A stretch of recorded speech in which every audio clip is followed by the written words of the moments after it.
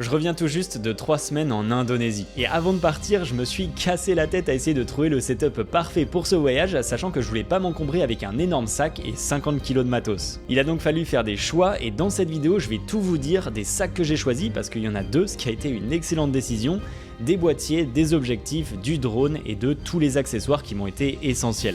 Pour comprendre les choix que j'ai faits, il faut revenir quelques semaines en arrière. À ce moment-là, je cherchais un peu désespérément le sac de voyage idéal qui me permettrait de prendre tout mon matériel en alliant confort et praticité sur le terrain. J'ai demandé conseil à tous mes potes vidéastes, j'ai regardé des tonnes de vidéos YouTube et ce qui en ressortait, c'est qu'un très bon choix serait de partir sur un f-stop Ajna. Je l'ai ajouté au panier, j'allais payer, mais au fond de moi, j'étais pas convaincu à 100%. Ce sac, même s'il paraît génial sur le papier, il serait trop gros pour mon voyage en Indonésie, sachant que je pars déjà avec une grosse valise et que j'ai envie de rester sur un setup à peu près minimaliste. Je me suis donc tourné vers une autre marque de sac que je connais très bien puisque j'en ai plusieurs et c'est aussi la marque de ma valise, DB. Comme j'aime beaucoup le design de leur sac et que la qualité de fabrication est vraiment bonne, j'ai décidé de leur faire confiance à nouveau et cette fois-ci je suis parti sur l'un de leurs plus petits modèles, le Ramwerk Backpack 21 litres.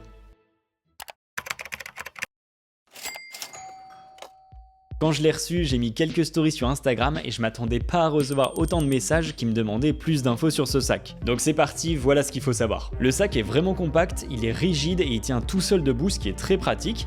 Sur le dessus, on a une poche qui permet de ranger des petits accessoires, un passeport, des AirPods, etc.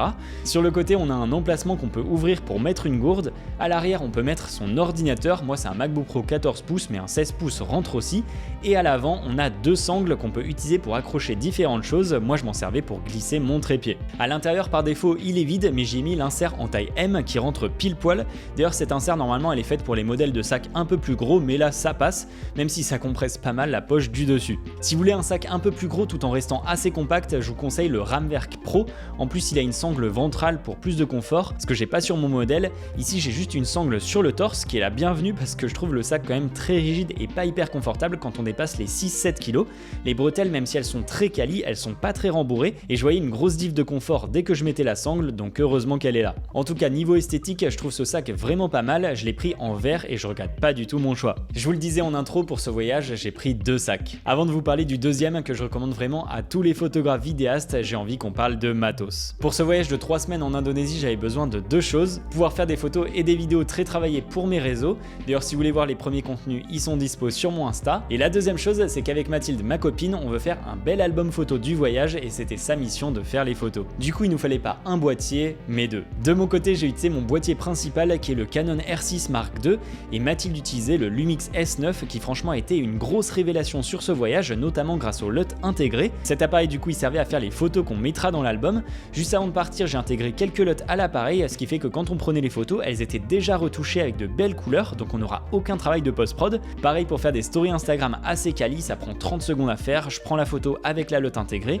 Avec l'appli Lumix Lab, je choisis la photo, je l'importe sur mon tel et je peux la publier. Avec mon Canon R6 Mark II, c'est une autre histoire, je prends toutes mes vidéos en log et les photos en RAW, donc ça demande pas mal de temps de post-prod. D'ailleurs, c'est assez rare que je fasse autant de photos et de vidéos en pleine nature comme ce que j'ai pu faire, puisque d'habitude c'est plutôt en intérieur ou en pleine ville, et j'ai été impressionné par l'autofocus de ce Canon R6 II alors que ça fait plus d'1 an que je l'ai. Je pouvais photographier et filmer des oiseaux ou des animaux sans problème. Là où ça m'a marqué, c'est quand je faisais des plans de libellules et je voyais qu'il arrivait à détecter les yeux et à faire le focus dessus alors que j'étais au 70-200, donc pas du tout l'objectif le plus adapté pour la macro. Bon, et pour les humains, il n'y a même plus de possibilité de rater une photo ou un plan, le boîtier détecte les yeux instantanément et même de loin. Niveau objectif, pour le S9, on est parti avec le tout nouveau 18-40 mm qui m'a gentiment été prêté par Lumix pour le tester. Ce qui est cool, c'est qu'il est tout petit et léger, donc pour le voyage c'est parfait. Et il y a une fonction qu'on a beaucoup utilisée, c'est le zoom hybride qui en gros fait un léger crop capteur au fur et à mesure qu'on tourne la bague de zoom, donc ça permet de zoomer plus loin mais de façon constante.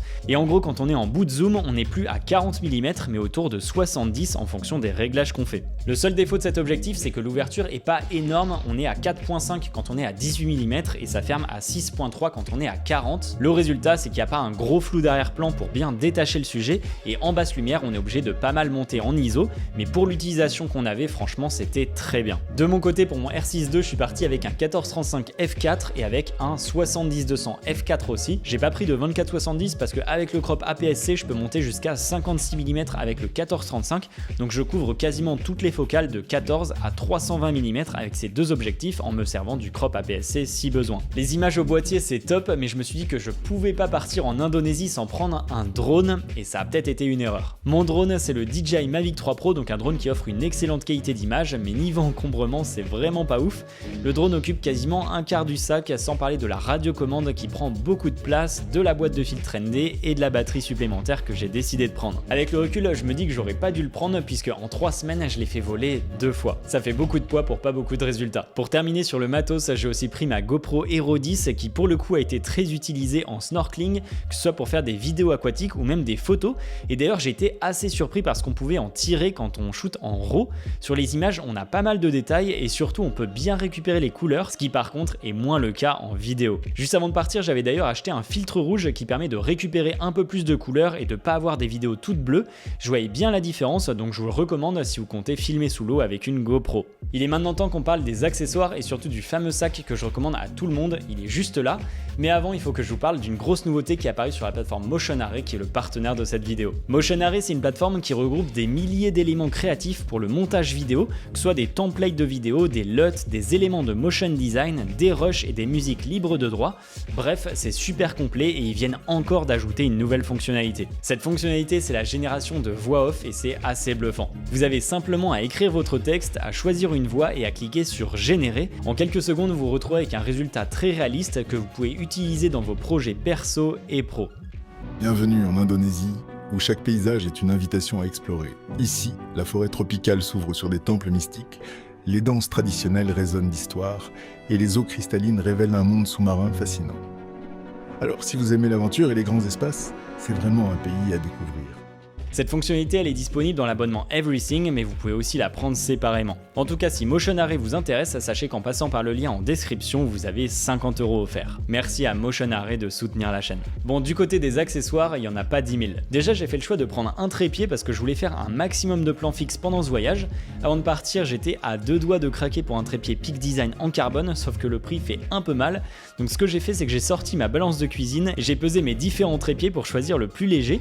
Et au final, je me suis aperçu que mon tout premier trépied qui date d'il y a plus de 10 ans et qui a coûté 70 € à l'époque est super léger, même plus que le Peak Design, donc mon choix a été vite fait. Ce trépied, je l'accrochais à l'arrière de mon sac et ça faisait parfaitement le job, il était bien calé et il m'a pas du tout gêné. Pour en revenir aux accessoires, je suis aussi parti avec un bras magique et une super clamp small rig en me disant que je ferais peut-être quelques POV pendant le voyage, mais au final ça m'a pas servi une seule fois, ce qui est bien dommage parce que c'est quand même assez lourd. Du côté du stockage, je suis bien sûr parti avec plusieurs cartes SD, j'ai aussi pris un SSD externe de 2 Tera et comme je faisais un peu de montage et de retouche photo pendant le voyage, j'ai embarqué mon MacBook Pro. Bon, je pense qu'on a fait le tour de tout le matos, maintenant il est temps de parler de ce fameux sac que j'ai acheté littéralement 2 jours avant de partir et qui a été une excellente décision. Ma problématique, c'était que certes mon sac à dos était top, mais je voulais pas me trimballer 8 kg de matos sur le dos pendant 3 semaines, tout ça pour faire quelques plans de temps en temps et des photos souvenirs.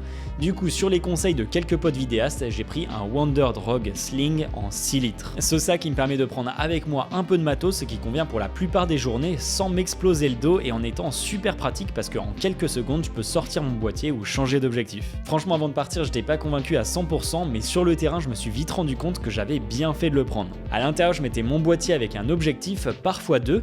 Dans la grande poche, je mettais mon porte-monnaie, mon passeport et un AirTag, et dans la poche du dessous, qui est conçue pour mettre un trépied, je calais une bouteille d'eau, et même si ça le rend pas très esthétique, c'était très pratique. Sur ce sac, on retrouve des tonnes de poches, il y en a à l'avant, à l'intérieur, on peut accrocher des choses sur la lanière, bref, j'ai clairement pas exploité tout son potentiel. Donc si vous êtes photographe, vidéaste et que comme moi vous n'avez pas besoin d'avoir en permanence l'intégralité de votre matos, je trouve que c'est une très bonne solution. Voilà tout ce que j'avais à dire sur ce setup voyage que j'ai bien poncé pendant 3 semaines. Si vous avez des questions ou des remarques, n'hésitez surtout pas à les mettre en commentaire, j'y répondrai avec grand plaisir. Et on se retrouve très vite dans une prochaine vidéo.